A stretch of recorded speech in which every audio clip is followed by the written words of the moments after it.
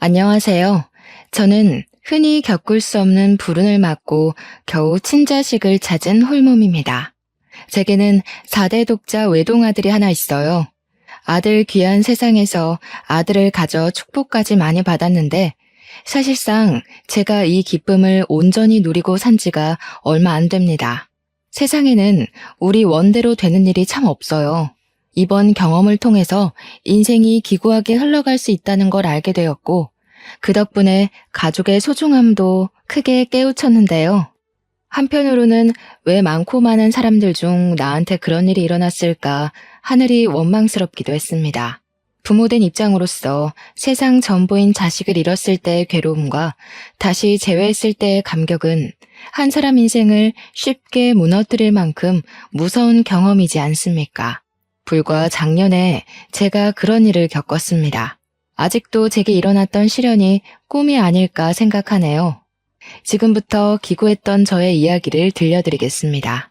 제가 청춘이었던 시대에는 대부분이 20대에 결혼을 해 아이를 낳고 가정을 꾸렸지만 저는 30대가 되어서야 시집을 갔습니다.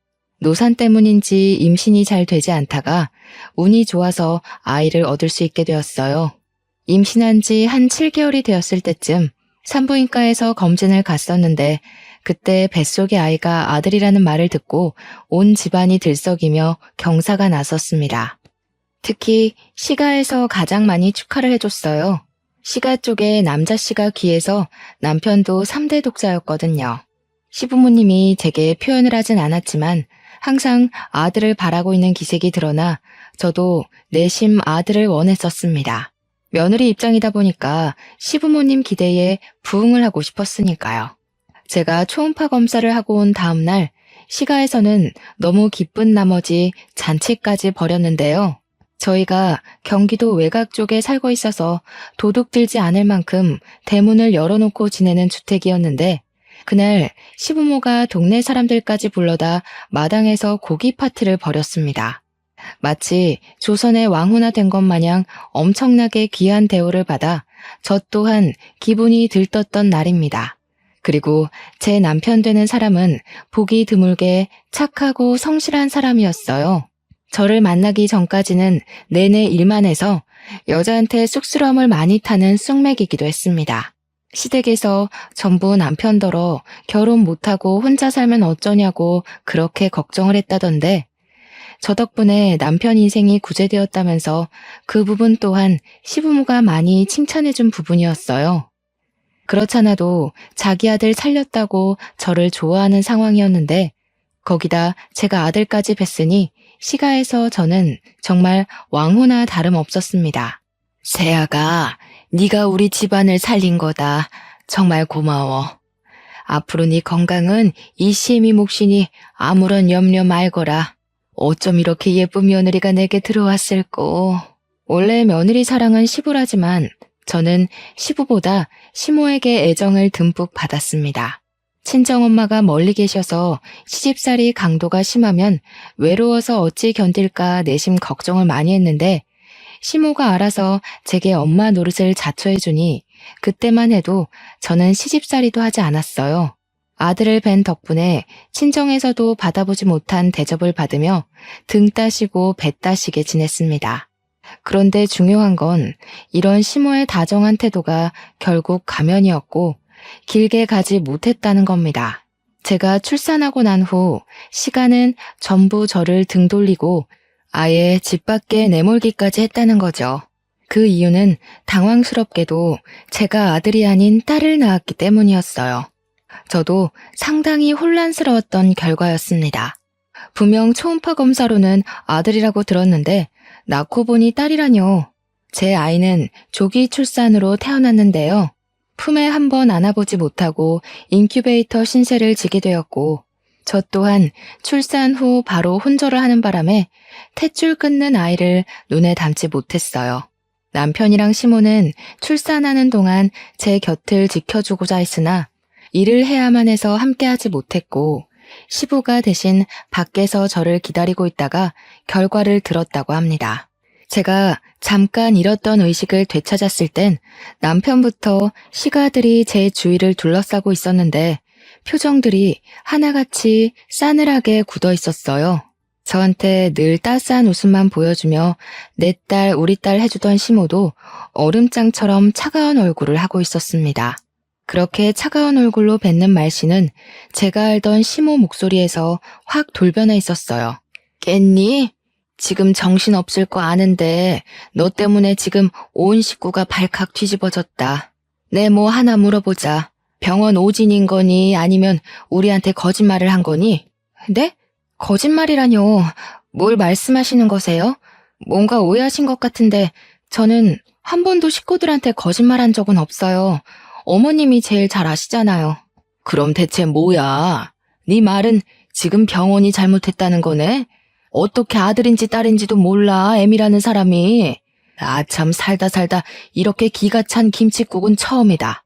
제가 의식을 막 찾았던 터라 정신이 없는 상황이어서 판단을 빠릿빠릿하게 못하고 있었는데 마찬가지로 당황해 있던 남편이 대신 흥분한 시모를 말렸고 시부모를 일단 밖으로 보냈습니다. 그리곤 제게 상황을 찬찬히 설명해 주었어요. 나도 어떻게 된 사실인지 모르겠어. 분명 아들이라고 한 거 나도 들었는데 나중에 와서 보니까 딸이더라고. 딸이면 뭐 어때? 요즘은 딸이 더 귀하대. 엄마 아빠는 옛날 사람이잖아. 너무 신경 쓰지 마. 제 뱃속에서 나온 아이가 딸이라고 말하는 남편의 발언을 듣고 제 사고 회로는 그것에서 멈춰버렸습니다. 좀 많이 놀랐어요. 태몽도 항소 태몽을 꿔서 당연히 아들인 줄 알았는데 본의 아니게 시가에 제대로 한 방 먹여버린 셈이 돼버렸지만 곰곰이 생각할수록 시가 태도가 기분이 나쁘더라고요. 딸이라고 해서 시가 사람이 아닌 건 아니지 않습니까? 아들이든 딸이든 남편 씨를 받은 자식임은 틀림없고 자기네들한테도 엄연히 손녀잖아요. 또 저와 남편 사이에서 둘째가 날 수도 있는 거고요. 고작 아들, 딸 문제 때문에 이제 막 의식을 찾고 출산한 제게 그리 버럭 소리 지를 것까진 없지 않나요? 생각을 거듭할수록 너무 180도 돌변해버린 시부모 태도에 제가 더 서운해서 눈물이 났습니다. 하지만 제가 당당하게 사과받을 수 있는 기회는 처참히 무너져 버렸어요. 의사 선생님 하는 말이 이번 출산은 제가 노산이라 많이 힘겨웠던 시도였다고, 제 몸이 한 번 더 출산을 꿈꾸기엔 많이 버거운 상태라서 둘째까지는 힘들 거라고 말하는 거 아니겠습니까? 그 사실을 시가 사람들이 알자 제게서 아들을 보겠다는 작은 가망성까지 끊어내고서 등을 돌렸어요.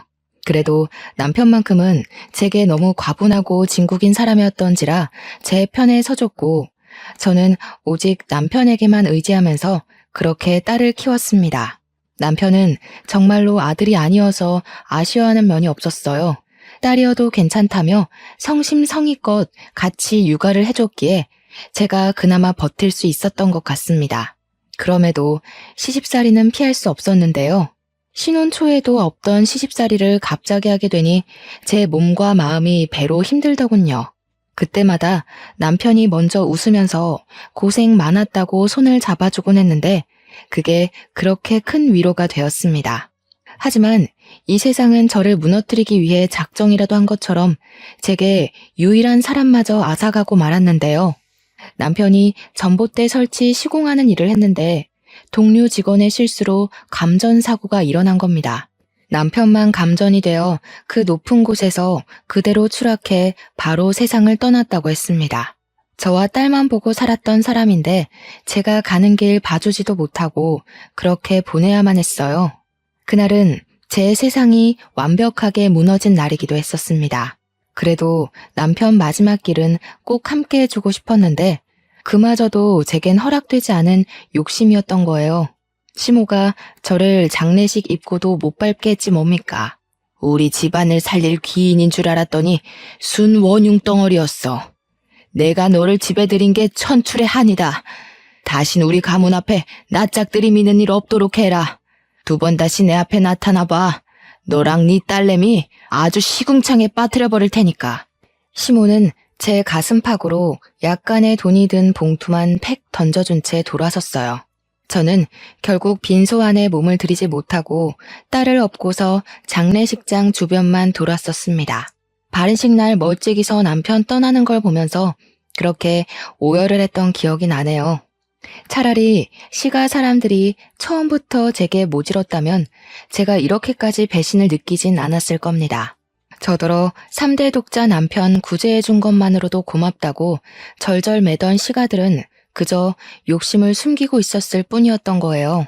정말로 남자씨 하나 때문에 사람이 그토록 철면피 같은 가면을 쓸 수 있다는 것도 놀라웠고, 가면 벗은 진짜 얼굴색이 얼마나 무서운지도 제대로 느꼈던 경험이었습니다. 제가 그냥 순진했던 거죠. 그 길로 저는 아이를 홀로 키웠습니다. 친정에 갔을 수도 있지만 친정도 어려운 형편으로 지내고 있는지라 제가 가면 짐이 될 걸 알기 때문에 함부로 찾질 못했어요. 그래서 서울 주변을 전전하다가 구청에서는 한부모 가족센터를 소개해 주더군요. 구청에서 집도 도와줬는데 방이 하나 있었고 거실이라 부르기 민망한 규모와 작은 주방이 있는 곳이었어요. 전에 살던 시가보단 열악한 환경이긴 했지만 추위를 피할 수 있다는 생각에 얼마나 감사했는지 모릅니다. 그리고 그 동네 단지에는 복지센터뿐만 아니라 저처럼 한부모 가정도 많이 산다고 들었습니다. 저는 아이를 키우면서 낮에 한 번씩 복지센터를 찾아가 다른 엄마 아빠를 만나며 일자리를 알아보기 시작했어요. 감사하게도 복지센터에서 일자리까지 소개받을 수 있었습니다. 아이를 떼어놓을 수 없기 때문에 집에서 하는 일을 소개받았는데 재택일이라도 체계적인 곳은 나름 근무복지가 잘 되어 있더라고요. 그렇게 제가 시작한 일은 호스피스 병동이나 특수아동, 기초수급자 집안에 보내는 비누를 만드는 것이었습니다. 처음엔 뜨거운 액체를 사용해야 되는지라 화상을 입기도 하고 손이 성치 않아 힘들었지만 그것도 시간 지나다 보니 금방 익숙해지더군요. 그 일을 하면 월 80에서 120만 원 정도 들어왔는데 구청 덕분에 집세는 안 나가고 복지센터에서도 지원받는 물품들도 따로 있다 보니까 저와 딸 둘이 먹고 살 수 있을 정도는 되더라고요. 저는 제가 입는 것, 먹는 것 아끼면서 딸애한테 최대한 남의 집 자식 하는 만큼 키우려고 노력을 다했고 아이가 유치원 다닐 나이만큼 컸을 때는 집 밖을 나가 일자리를 알아봤습니다. 집 근처에 빵집이 있었는데 거기 카운터로 들어갔다가 나중에는 제빵 일을 배우기 시작했어요. 빵 냄새가 좋기도 했고 또 우리 딸이 완전 빵순이라서 제가 빵집 일을 하는 걸 굉장히 좋아하더라고요. 딸은 저를 살게 하는 원천이나 다름없었습니다. 그래서 딸이 좋다 하니까 정말로 제빵 일을 해보고 싶더군요. 고민 끝에 저는 제빵사 자격증을 따볼까 싶어 공부를 시작했고 같이 일하는 제빵사님께 도움까지 청해 정말로 자격증을 따버렸어요. 제빵사님은 저의 성실함을 좋게 점수 매겨주셨고 고맙게도 제게 빵집을 키울 생각인데 같이 해보지 않겠냐 제안을 해주었습니다. 덕분에 저는 더 커진 규모의 빵집에서 본격적으로 빵을 만들기 시작했어요. 그 사이 딸은 중학생이 되었고 저와 딸은 점차 행복 궤도에 오르고 있었습니다. 하지만 역시 제겐 순탄한 길이 어울리지 않았던 거죠. 숨이 딸려도 행복한 정상에 빨리 오르고 싶었는데 결국 돌부리에 걸려 삐끗하게 되는 일이 발생이 되었습니다. 딸이 학교에서 과학 시간에 혈액형 검사를 했는데 실험 과정에서 자기가 A형이 나왔다고 하더라고요. 저는 O형이고 남편은 B형이었기 때문에 우리 사이에서 A형 자식은 나올 수가 없었어요. 딸이 아무렇지 않게 하는 말에 살짝 당황했지만 애들이 직접 했다는 실험이라는 걸 감안하면 분명 오류가 있었을 거라 생각이 들더군요. 그래서 그러려니 넘겨버렸습니다. 그러나 그 문제는 몇 년 후 제 발목을 다시 붙들었는데요. 그렇게 불거진 혈액형 파장은 제 인생을 송두리째 흔들어버리고 말았어요. 딸이 고등학생이 된 후 학교를 찾아온 헌혈 차량에서 친구들이랑 같이 헌혈을 했다고 했거든요. 그런데 거기서 간호사가 헌혈 전 피 검사를 했는데 A형이라고 했대요. 이젠 딸이 검사지까지 들고 온 상황이라 빼도 박도 못하게 A형이라는 거였고 저는 그대로 다리에 힘이 풀릴 수밖에 없었습니다. 어떻게 이럴 수가 있겠습니까? 제가 다른 남자를 만나 불경스러운 짓을 한 적이 없는데 이게 말이 되는 건가요? 딸이 제 혈액형은 알아도 남편 건 모르는 상태입니다. 제가 일부러 말하지도 않았어요. 그래서 저 혼자 딸이 가져온 검사지를 보면서 며칠간 혼란에 잠겨 시간을 보냈습니다. 너무 떨렸어요. 제 딸이 맞는데 아닐 수도 있다는 확률이 생겼다는 게 겁이 났습니다. 왜 그런 일이 생겼는지 도무지 알 길이 없었어요. 이 사실의 실마리를 풀기 위해서는 혈액형보다 좀 더 확실한 방법이 필요했습니다. 저는 끝내 딸과 친자 검사를 해보기로 마음먹었고 딸의 칫솔과 제 것을 들고 기관을 찾았어요. 떨리는 가슴을 안고 받은 친자 검사 결과지는 결국 저를 절망하게 만들었습니다. 친자 관계가 인정되지 않는다.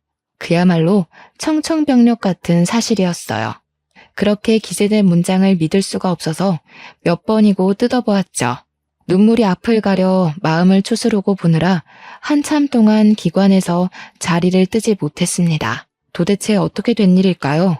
당연히 내 새끼라고 17년을 끼고 살았던 딸인데 어쩐지 지금 생각해보니 복지센터 사람들이 저랑 딸을 보고 안 닮았다고 얘기를 번번이 했었어요. 그게 결국 이렇게 될 징조였나 봅니다. 그땐 저 혼자 제 딸이랑 닮았다고 생각하며 살았거든요.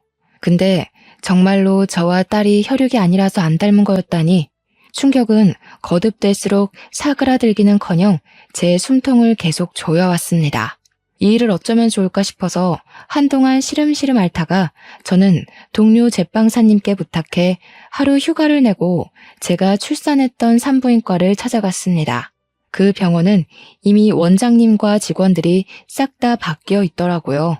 사정 모르는 직원들에게 옛날 이야기를 하면 이해를 해줄지 모르겠지만 우선은 제 사정을 구구절절 늘어놓으며 눈물을 보였습니다. 다행히도 직원분들은 제 사정에 놀라서 당시 병원 기록지를 뒤져 곧바로 보여주었어요. 촌이나 다름없던 곳에 있던 작은 병원이었던지라 저와 같은 날 출산을 한 산모가 딱 한 사람 더 있었습니다. 어떡해 어머님, 아무래도 병원 측 실수로 아이가 바뀐 게 아닌가 싶어요. 어떻게 일을 이런 식으로 처리를 했대? 좀 더 알아보시고 그 사람들 고소할 수 있는지 알아보셔요. 아이가 바뀌었다라. 저도 예측은 했지만 간호사가 직접 말해주는 건 타격이 꽤 컸어요. 저는 제가 출산했던 당시의 직원들을 죄다 찾아내 어떻게 된 사실이냐고 따져묻고 싶었지만 지금으로서 그걸 신경 쓸 겨를은 없었습니다. 고소할 여유가 없었다는 소리입니다.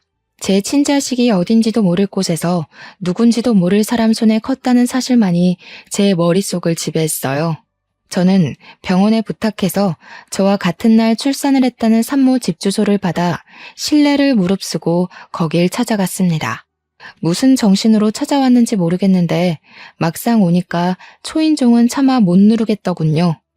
만약 정말 아이가 바뀐 거라면 제 친자식이 이 집에서 아무것도 모르고 살고 있다면 과연 제가 친자식 앞에 이렇게 나타나도 되는 건지 이런저런 고민이 제 발목을 세게 쥐었어요. 그러던 중 뒤에서 누구냐고 묻는 남자 목소리가 들렸는데요. 돌아보니 남학생 하나가 서 있었거든요. 그 학생이 저더러 자기 엄마 친구냐고 묻는데 저는 학생 질문은 전혀 안 들리고 얼굴만 눈에 들어오더라고요.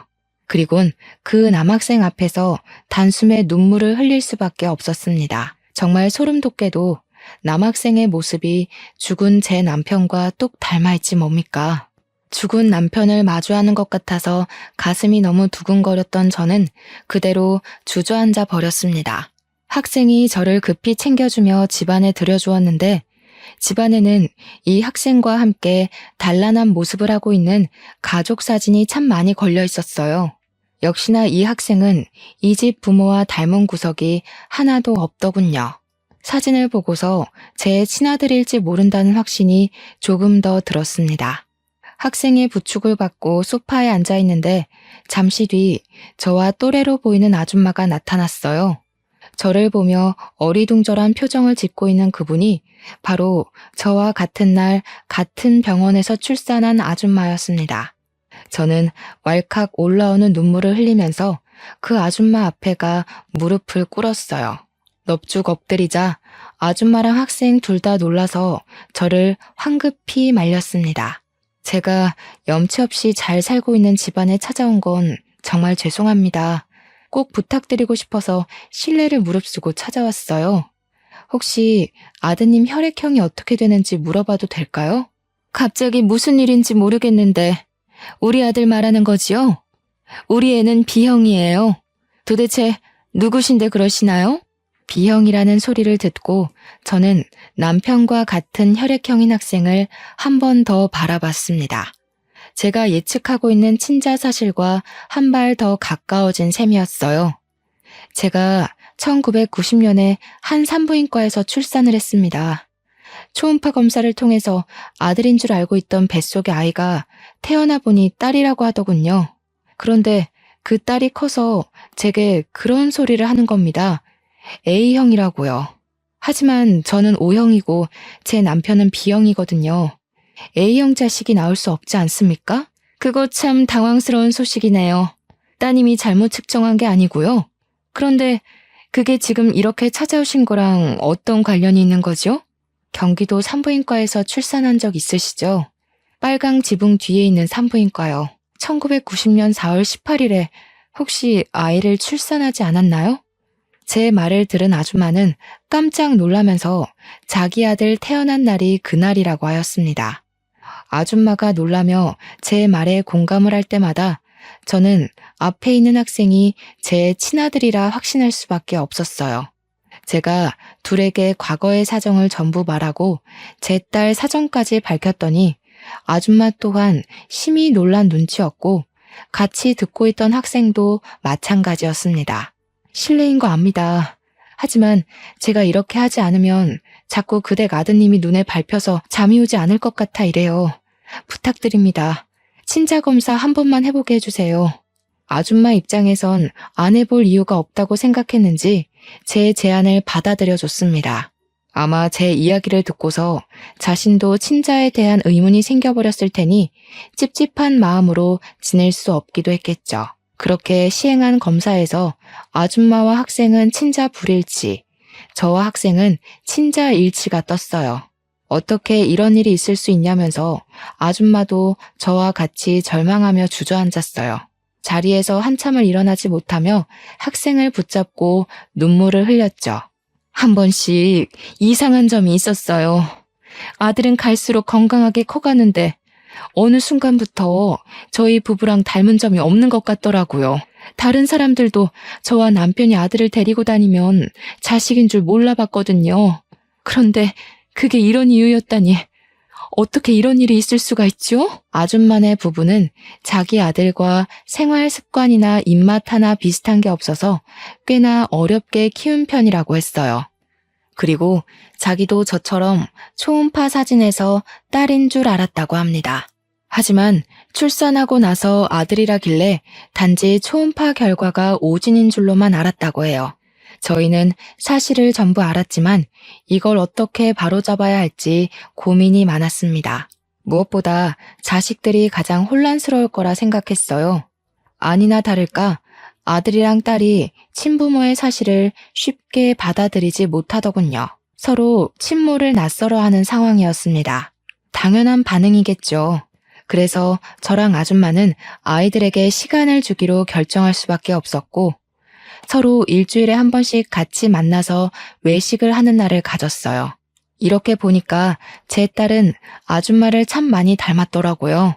아줌마도 제 딸을 보면서 자기의 어린 시절을 보는 것 같다며 딸을 만날 때마다 눈물을 보였습니다. 저 또한 우리 아들을 볼 때마다 남편 생각이 나서 눈을 뗄 수 없더군요. 자식들은 어른들의 기막힌 실수를 이해해주고 이런 상황을 받아들이고자 노력을 보였습니다. 어쩜 둘 다 하나같이 착하게 커졌는지 모르겠어요. 발칵 뒤집혔던 순간도 시간이 지나니까 익숙하게 자리를 잡더라고요. 아들이랑 딸은 같은 동네의 고등학교를 다녔는데요. 제 빵집이 귀갓길에 있는지라 아들이랑 딸이 나란히 제 빵집에 찾아와 빵을 얻어가곤 했습니다. 그리고 어느 날 제가 매장 쓰레기를 정리한다고 브레이크 시간에 잠깐 밖을 나섰던 적이 있었어요. 그때 우연찮게 본 건너편 길목에서 익숙한 형상의 뒤태를 목격했는데요. 소름 돋게도 무려 17년이란 시간이 지났음에도 제 DNA가 과거의 상처를 고스란히 기억하고 있더라고요. 설마 하는 마음으로 건너편에서 얼쩡거리고 있는 할머니를 계속 지켜봤거든요. 역시나 할머니가 얼굴을 보이자마자 저는 손에 들고 있던 쓰레기통을 놓쳐버릴 수밖에 없었습니다. 손에 저처럼 쓰레기 봉투를 들고 있던 저 할머니, 아들 뵀다고 손뼉 쳐주고 딸 낳았다고 지랄했던 시모이지 뭡니까?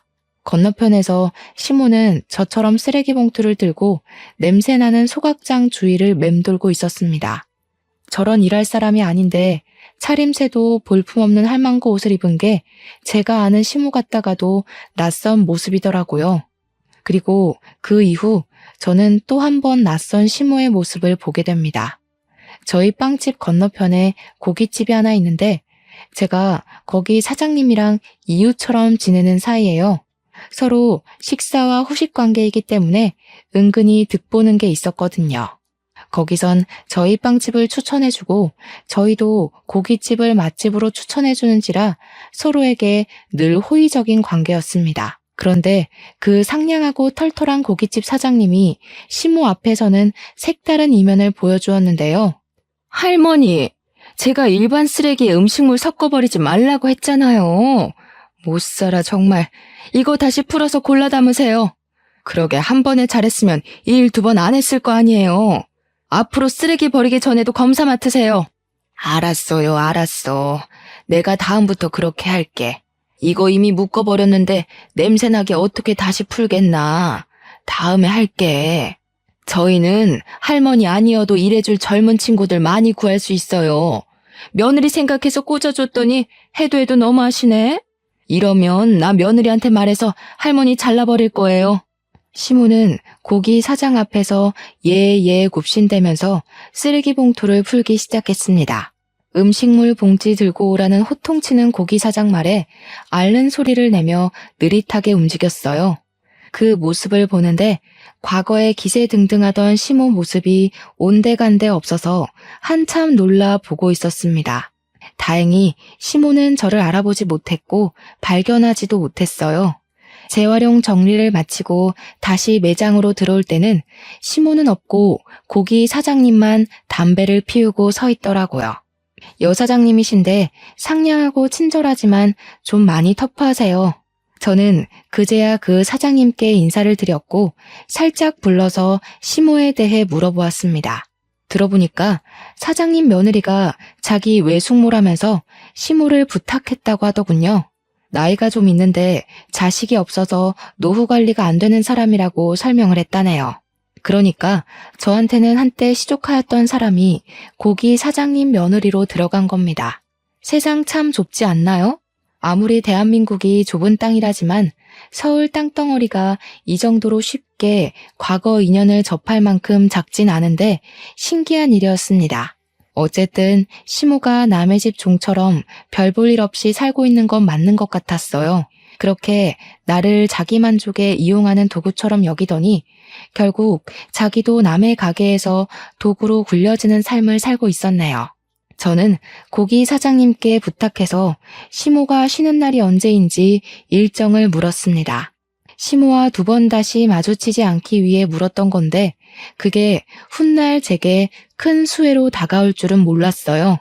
어느 주말 아들이 우리 집을 찾아온 적이 있었는데요. 혼자 연락도 없이 갑작스레 왔길래 버선발로 뛰쳐나가 무슨 일로 왔냐고 다정하게 받아줬습니다. 아들 하는 말이 자기 아빠가 어떤 사람인지 궁금해서 왔다고 하더라고요. 갸륵한 마음에 감동받아 울컥했지만 너무 자주 눈물을 보이는 것 같아서 애써 참고 제 남편 사진이 담긴 앨범을 아들에게 보여줬어요. 아들은 자기가 봐도 자기랑 닮은 남편의 젊은 시절 모습에 처음으로 눈물을 보였습니다. 아빠 되는 사람이 친자식이 누군지도 모르고 돌아가셨다고 하니까 이상하게 마음이 쓰여요. 아빠라고 불러드리고 싶은데. 아빠는 이미 너를 보고 계실 거야. 네가 이렇게 우리를 인정해준 것만으로도 우리한테 할 몫은 다 했어. 너무 자책하지 말았으면 좋겠다. 그러려고 널 찾은 게 아니니까. 저는 아들의 진심이 너무 고마워서 저는 아들을 안아주며 다독였습니다. 그리고 곧 귀가한 딸과 함께 맛있는 걸 먹으려고 둘을 데리고 외출을 했어요. 당연히 우리 빵집 옆에 있는 고깃집을 찾아갔죠. 시모 쉬는 날인 줄 알고서 찾아간 거였어요. 딸의 친모는 약속이 있어서 못 온다고 한 게 좀 아쉬웠네요. 딸이랑 아들은 이제 제법 친해져서 친구처럼 지냈습니다. 보고만 있어도 세상을 다 가진 것처럼 흐뭇하더군요. 그때 제 귀로 어딘가 익숙하고 소름 돋는 목소리가 들려왔는데요. 정말이지 하늘은 제가 한순간이라도 마음 편히 누릴 수 있는 여유를 안 주는 것 같아요. 일부러 시모 없는 날인 걸 알고 고깃집을 찾았던 건데 그렇게 피하고자 했던 시모 목소리가 제 귀를 때리는 거 아니겠습니까? 아유, 미안하다니까. 사돈끼리 참 팍팍하게 구네. 이 정도 묻은 거는 손님들이 몰라요. 다 사람이 하는 일인데 어떻게 완벽할 수가 있겠어? 직장에서 사돈, 가족 그런 게 어딨나요? 할머니 자꾸 이런 식으로 하면 일 못 써요. 이거 처음부터 다시 다 닦으세요. 아니면 오늘 일단 깎아서 드릴 겁니다. 엮이고 싶지 않았는데 돌아보니까 역시나 지난날처럼 시모가 고기 사장한테 갈굼을 당하고 있더군요. 조금 더 가까이서 본 시모의 모습은 상당히 세월을 직격탄 맞은 얼굴이었습니다. 시부모 둘 다 꼬부랑 할매 할배가 돼서 수익이 없다 보니까 이런 수모까지 당하면서 일을 하고 있는 것 같았어요. 하긴 효도해줄 아들이 세상을 뜨고 없으니 자기들 손으로 노후를 벌어먹고 살 수밖에 없겠죠. 저는 그런 시무를 무시하고서 애들을 데리고 계산을 하기 위해 사장님께 말을 걸었습니다. 그랬더니 시모가 먼저 저를 알아보고 아른 체를 하더군요. 아니 애미야, 네가 여긴 어쩐 일이니? 어머나, 이 애들은 다 누구야? 설마 너 그새 재혼해서 애 하나 더 낳았니? 제 딸도 버젓이 서 있는데 시모는 제 아들만 뚫어져라 쳐다보았습니다. 그 모습을 보니까 과거에 아들 좋다고 미쳐 날뛰던 시모 모습이 생각나는 거 아니겠어요?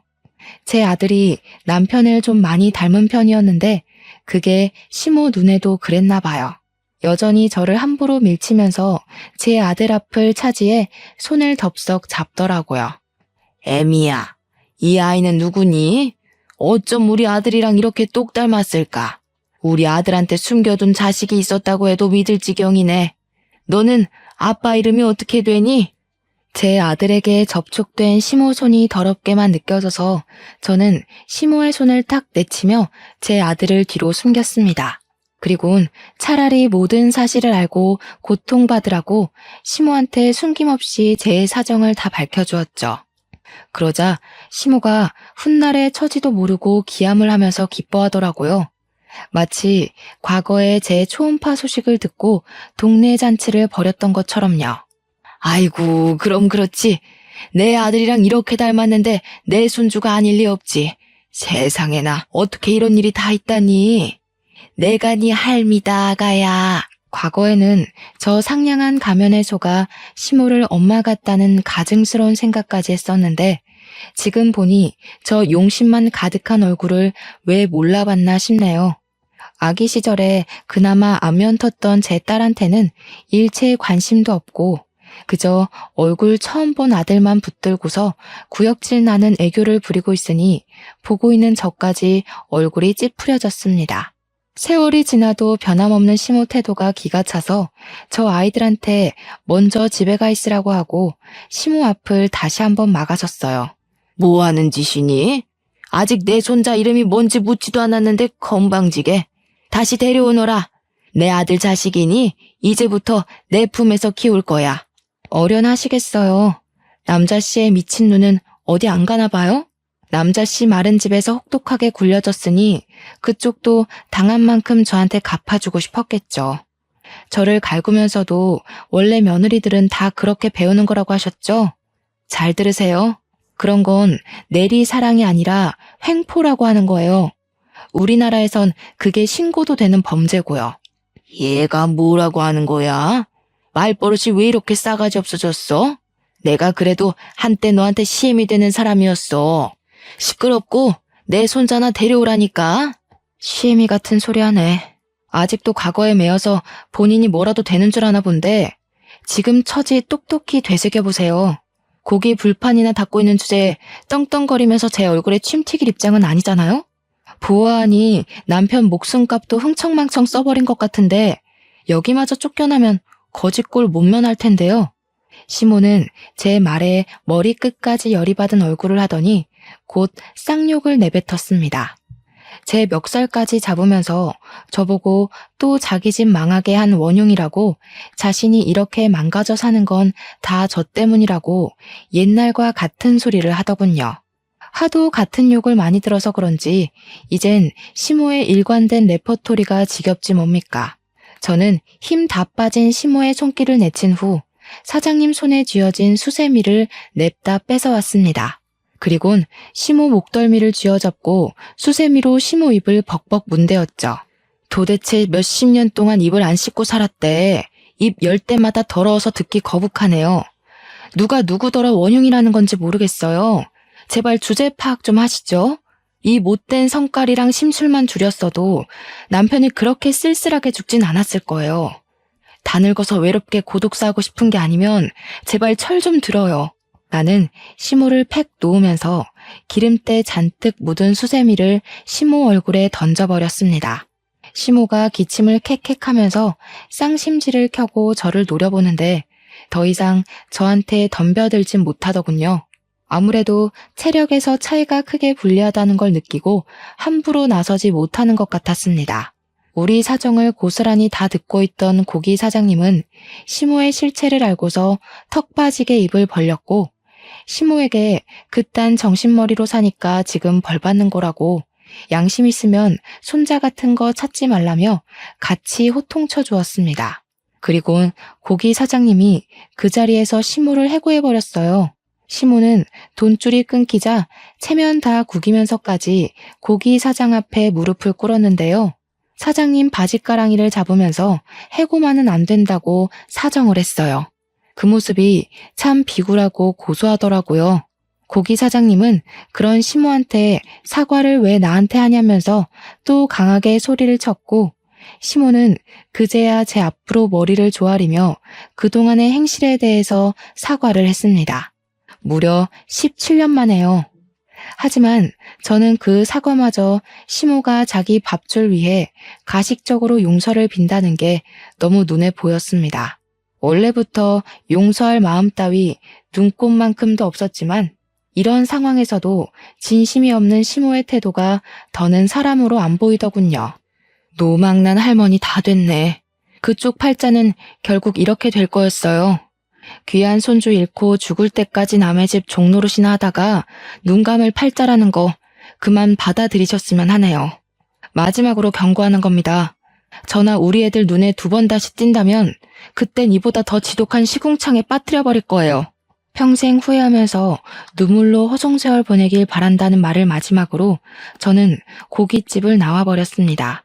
시모가 따라 나오며 저를 한서린 목소리로 불렀지만 고기 사장님한테 쫓겨나는 바람에 가게 문에 매달려 있느라 쫓아오진 못했어요. 그냥 과거의 상처로 묻힐 줄 알았던 기억을 이렇게 다시 마주한 것도 놀라운데 제 속에 있는 할 말까지 다 해버리게 될 줄은 정말 몰랐네요. 시모한테 당했던 수모에 비하면 제 호소는 짧고 굵은 한 방이었지만 시모는 제가 따로 벌을 주지 않아도 이미 벌을 받고 있던 처지인 것 같아 충분히 속 시원했습니다. 제가 빵집 때문에 이 자리를 떠날 수 없으니 시모가 떠나주길 바라는 마음으로 2번 다시 나타나지 말라고 했거든요. 하지만 거짓골 대고도 제게 고개 빳빳이 들던 시모가 말뿐인 제 제안을 어디 지키겠습니까? 그래서 그건 제가 따로 고기 사장님한테 부탁했어요. 고기 사장님한테 얘기해 시조카를 통해서 시모가 영영 이 길목에 못 나타나게 만들었습니다. 다행히 고기 사장님이 시조카한테 시엄마 입장인지라 시조카가 고기 사장님한테 강력하게 주장을 못했나 보더라고요. 그러니 어디 감히 시모가 버팅길 수 있었겠습니까? 시자를 계급처럼 생각하던 시모는 결국 평생 시가 대접은 못 누려보고 외가 쪽 친척 나부랭이 정도의 취급만 받다가 저 세상으로 가겠네요. 시모를 쫓아내고 찾아온 평화는 생각보다 저에게 깔끔하고 시원한 기분을 만끽하게 해주었습니다. 이젠 저도 내 새끼들과 저 스스로를 지킬 만한 힘이 생겼다는 걸 증명해 보인 셈이기도 해서 제 자신이 얼마나 기특한지 모릅니다. 제 아들이 버젓이 살아있는 한 시모가 언제 또 저희 앞에 나타날진 알 수 없어요. 하지만 더는 저런 늙은 할망구 따위 하나도 두렵지 않습니다. 제가 시모에게 경고했던 대로 또다시 모습을 드러낸다면 정말 시궁창으로 밀어버릴 각오도 이미 하고 있어요. 덤빌 테면 덤벼봤으면 좋겠네요. 더 이상 제가 그 집안에 손실 보는 일은 없을 겁니다. 차차 가정에 안정이 찾아오고 아이들도 무럭무럭 커서 현재는 벌써 둘 다 대학생이에요. 이렇게 오기까지 무려 20년이 걸렸고 안정기가 지속된 건 2년 정도 되었습니다. 그래도 시모를 마지막으로 대적한 게 2년 전이라 지금은 꽤 많이 잊혔어요. 그럴 수밖에 없도록 저희에게 또 다른 기쁜 소식이 찾아와서 정신없는 상태거든요. 글쎄, 우리 애들이 연애를 한다는 거 아니겠습니까? 솔직히 그 얘기를 들었을 때 처음에는 저랑 사돈되는 입장이 좀 이상하긴 했어요. 왜냐면 딸도 내 자식, 아들도 내 자식이잖아요. 그건 사돈 집안도 마찬가지고요. 그래서 애들이 처음 관계를 밝혀주었을 때 당황하긴 했지만 법적상 문제없는 사이인 걸 알기 때문에 결국 저와 사돈 집안은 우리 자식들 사이를 적극 응원해주는 방향으로 마음 쓰고 있습니다. 아, 그리고 호적은 본래 생모 밑으로 호적을 옮겼어요. 이것 또한 고민을 많이 했던 부분인데 아이들 선택에 맡겼더니 아이들이 생모 밑으로 호적을 옮기되 양가 집안 어른들에게 전부 엄마 아빠라고 부르겠다더군요. 벌써부터 결혼까지 약속해서 양가와 함께 하겠다고 약속을 해주었습니다. 저희는 이렇든 저렇든 그냥 알아서 하라고 했습니다. 저와 사돈은 그저 내 자식들이 우리 곁에 있어주기만 한다면 그걸로 만족했거든요. 어떻게 이런 기막힌 인연이 다 있을 수 있단 말인가요? 제가 죽기 전에 이 정도로 심한 비탈길을 걸어보게 될 줄은 몰랐습니다. 평평한 시멘트 바닥을 밟기까지 비탈길 때문에 발바닥이 상처투성이가 되어버렸지만 그래서 시멘트 바닥의 소중함을 더 잘 알게 된 것 같아요. 지금의 행복이 남들보다 2배, 3배로 소중하고 기쁘다는 걸 말씀드리고 싶었습니다. 다들 한 번쯤은 인생의 고비를 겪어보지 않았습니까? 인생이란 게 늘 순탄하기만 했던 분도 언제 어떻게 삐끗하게 될지 모르는 거잖아요. 생각보다 스스로에게 주어진 고비가 좀 많이 힘든 편일 수도 있는데 그때마다 좌절할 만큼 하시고 올 만큼 우셨으면 좋겠습니다. 그리곤 탈탈 털고 꼭 일어나셔야 해요. 계속해서 일어나는 사람에게만 그만큼의 보상이 따르는 겁니다. 살아보니까 그래요. 그러니 특히 젊은 청년들이 이른 나이에 너무 다 이루려고 하지 말고 본인의 시기가 올 때까지 계속 일어났으면 싶어요. 인생은 그렇게 살아야 되는 거더라고요. 인생의 큰 틀은 결국 모두의 공통점이란 걸 아시고 매사에 희망을 갖고 사는 사람이 되었으면 합니다. 그만 글을 마쳐야겠네요. 다들 늘 평안하길 바래요. 고맙습니다.